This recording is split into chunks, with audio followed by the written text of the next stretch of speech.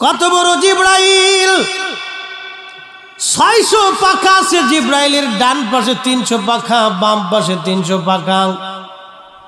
পৃথিবীর সমস্ত পানি যদি জিব্রাইলের মাথায় ছেড়ে দেন, পানিগুলি পরে পরে পা পর্যন্ত আসবে, কিন্তু পানি শেষ হবে, জিব্রাইলের কদম পর্যন্ত আসতে পারবে না। এত বড় জিব্রাইল। 300 পাখা আছে। আল্লাহর দুনিয়া থেকে আসমানে যাইতে জিব্রাইলের 300 পাখা লাগে না।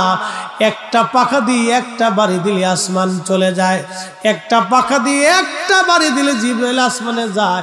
বাকি 599 পাখা কোনো কাজে লাগে না, ওটা ওইভাবে রেখে দিতে হয়। এই জিব্রাইল আল্লাহকে বলেন, আল্লাহ বেহেশত দেখবো। আল্লাহ বলেন যাও। জিব্রাইল উড়তে লাগলেন, 600 পাখা দিয়ে বাইরেতে লাগলেন।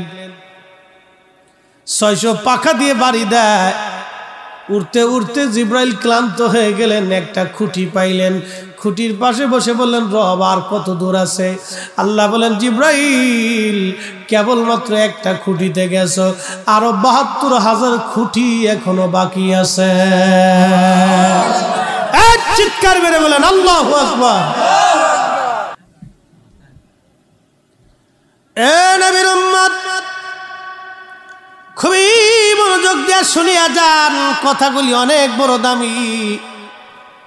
আহা, পৃথিবী থেকে একদিন আমরা সবাই কবরে চলে যাব, একেবারে খালি হাতে চলে যাব, শূন্য হাতে, কিছুই নিতে পারবো না আমরা। সবাই তো চলে যাওয়া লাগবে।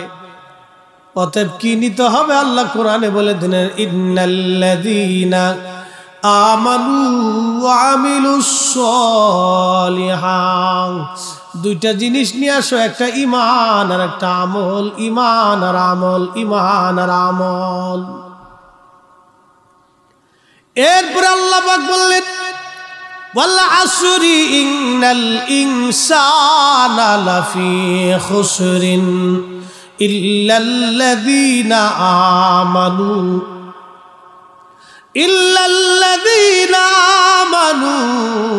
ওয়া আমিলুস সলিহাত। সময়ের কসম করে বলি, যে সময় কারো জন্য বসে থাকে না। বন্ধু যুবক, যে সময় আজকে চলে যাবে, আর কোনোদিন এই সময় আপনি আর জীবনে খুঁজে পাবেন না। এই সময় পার হয়ে যাবে, সময়টা চলে যাবে। Time and tide wait for none. সময় এবং স্রোত এটা কারো জন্য বসে থাকে না, এটা চলে যেতেই থাকে, চলে যেতেই থাকে। একবার যদি চলে যায়, আর কোনোদিন এই সময় আপনি খুঁজে পাবেন না। অতএব বন্ধু, আল্লাহ পাক বলেন, ওই সময়ের কসম করে বলি, সমস্ত মানুষগুলি ভুলের মধ্যে আছে, ক্ষতির মধ্যে আছে। ইল্লাল্লাযীনা আমানু, যারা ঈমান এনেছে, ও আমিলুস সলিহাত, এবং নেক আমল করেছে। এই দুই শ্রেণী ব্যতীত সব মানুষগুলি মহা ভুলের মধ্যে আছে, মহা ক্ষতির মধ্যে আছে। যারা ঈমান আনছে এবং আমল করেছে, এই দুই শ্রেণী ব্যতীত সব মানুষগুলি ভুলের মধ্যে আছে, ক্ষতির মধ্যে আছে, ভুলের মধ্যে আছে, ক্ষতির মধ্যে আছে।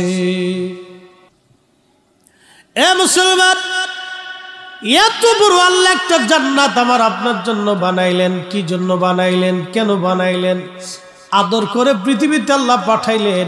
আল্লাহর এত কি দায় ঠেকলো আপনার জন্য? আসমান থেকে বৃষ্টি পাঠাবে, জমিনে শস্য দিবে, গাছে ফল দিবে, হরেক রকমের মাছ আল্লাহ দিবে। এই যে চলন বিল, এই বিলের ভিতরে কোটি কোটি মন মাছ আল্লাহ প্রত্যেক বছর বছরে দিচ্ছে। 1 টন খাবারও তো বাংলাদেশ সরকার ছেড়ে দেয় না। বন্ধু, খুব মনোযোগ দিয়েন। কোটি কোটি টন মাছ হয়, এক এক মাছের এক এক স্বাদ। এই স্বাদ এবং এই মাছ দিলেন কে? এই মাছ আমরা খাইলাম, খাওয়ার পরে কি করছি? আল্লাহ পাক একটা কথা বললেন, বান্দা, তোমারে হরেক রকমের মাছ দিলাম, হরেক রকমের ফল দিলাম, হরেক রকমের রিজিক আমি আল্লাহ দিলাম। একটা কাজ তোমার, ওয়াশকুরুলি, আমার শুকর করো, ওয়ালা তাকফুরুন, আমার না শুকরিয়া করিও না। লা ইন শাকারতুম, তুমি আমার শুকর করো, ওয়ালা ইন কাফারতুম, কুফর করিও না বান্দা, আমার শুকর করো কুফর করিও না, শুকর করো কুফর করিও না। কিন্তু আমরা কয়জন শুকর আদায় করি বলেন তো? আল্লাহর একজন ওলি কাবা শরীফে প্রত্যেক বছর হজে যান, আর উনি দেখলেন কাবার পাশে একজন যুবক হাত কাটা, একটা যুবকের পা কাটা, চোখ উঠানো, ওই কাবা শরীফের পাশে মাকাম ইব্রাহিমে বসে বসে কাঁদে, বসে বসে কাঁদে আর আল্লাহ আমারে মাফ করে দাও, আল্লাহ আমারে মাফ করে দাও। কিছু সময় পরে আল্লাহ আল্লাহ আল্লাহ আল্লাহ আল্লাহ আল্লাহ জিকির করে, আবার আল্লাহ আমারে মাফ করে দাও, আল্লাহ আমার ভুল হয়ে গেছে মাফ করে দাও, আল্লাহ আমার ভুল হয়ে গেছে মাফ করে দাও। প্রত্যেক বছরে আল্লাহর ওলি হজে যায়, যত সময় মক্কাতে উনি কাটায় তত সময় দেখে মাকাম ইব্রাহিমে বসে বসে আল্লাহ আল্লাহ করে আর খালি মাফ চায় মাফ চায়।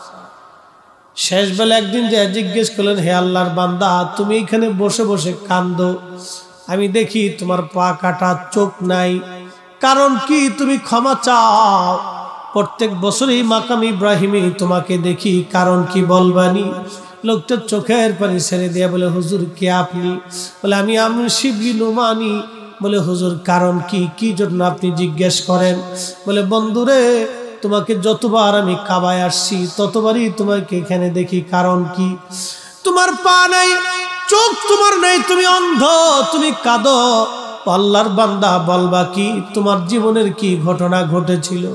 তখন আল্লাহর বান্দা কেঁদে দিয়ে বলে, হুজুর আমার জীবনের একটা ভুল আমাকে এখানে নিয়ে আসছে, কিন্তু জানি না রাব্বে কারীম আমার জীবনের গুনাহ মাফ করছেনি।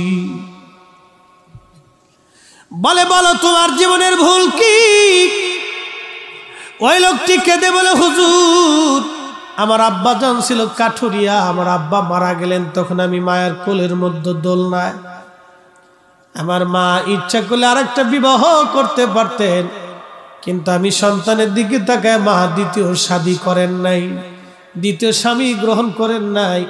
আমার মা আমাকে নিয়ে জীবন সংসার চালাইতে লাগলেন, আমি বড় হলাম, বাবার কাজ কাঠুরিয়ার কাজ আমি ধরে ফেললাম, কাঠ কেটে বিক্রি করে কোন রকম সংসার মাকে নিয়ে চালাইতে লাগলাম। একদিন মা আমাকে ডেকে বললেন, বাসারে তুমি তো বড় হয়ে গেছো, তোমাকে বিয়ে দেওয়ার দরকার। এই জন্য আম্মা জান আমাকে পাত্রী দেখে বিবাহ দিলেন। হুজুর বিয়ে হয়ে যাওয়ার কিছুদিন পরে সংসারে ঝামেলা লেগে গেল, আমার বিবি আমার মাকে সহ্য করতে পারে না, মাঝে মধ্যে ঝগড়া হয়, ঝগড়ার একটা পর্যায়ে আমি সমাধান করার চেষ্টা করি। হুজুর আমি গরিব মানুষ, কাঠ কেটে কেটে আমি বাজারে বিক্রি করে কোন রকম সংসার আমি চালাইতাম। ও আল্লাহর ওলি, একদিনের একটা ঘটনা, আমি সকালবেলা ফজরের নামাজ পড়ে আমি আমার বিবি সাহেবকে বললাম, বিবি রে আমি জঙ্গলে চলে যাচ্ছি কাঠ কাটার জন্য, দুপুরের খাবারটা আমাকে জঙ্গলায় পৌঁছাই দিও। আমি কথা বলে চলে গেলাম, সকাল সকাল সেই দিন বেরিয়ে গেলাম, সারাদিন কাঠ কাটলাম, কিন্তু আমার বিবি আমার জন্য জঙ্গলে খাবার পাঠাই নাই। সন্ধ্যা লেগে গেল, বাজারে কাঠ বিক্রি করে আমি বাড়ি ফিরে আসলাম বাজার সদাই করে, এসে দেখি বিবি ঘরের এক কোনায় বসে আছে। জিজ্ঞেস করলাম, বিবি কি রান্না করেছো, খাবার দাও, সারাদিন আমি বড় ক্ষুধার্ত। বিবি বলল, আজকে কোনো রান্না বান্না করি নাই। হুজুর সারাদিন আমি ক্ষুধার্ত ছিলাম, যখন বলছে রান্না বান্না করি নাই তখন আমার মেজাজ চটে গেল। জিজ্ঞেস করলাম, বিবি কি জন্য তুমি রান্না করো নাই? বলে তোমার মা প্রত্যেক দিন আমার সঙ্গে ঝগড়া করে, আজও ঝগড়া হয়েছে, যদি তোমার মা সংসারে থাকে আমি থাকবো না, আমি থাকলে তোমার মা সংসারে থাকবে না। ওই লোকটি কাদের বলে, হুজুর শয়তান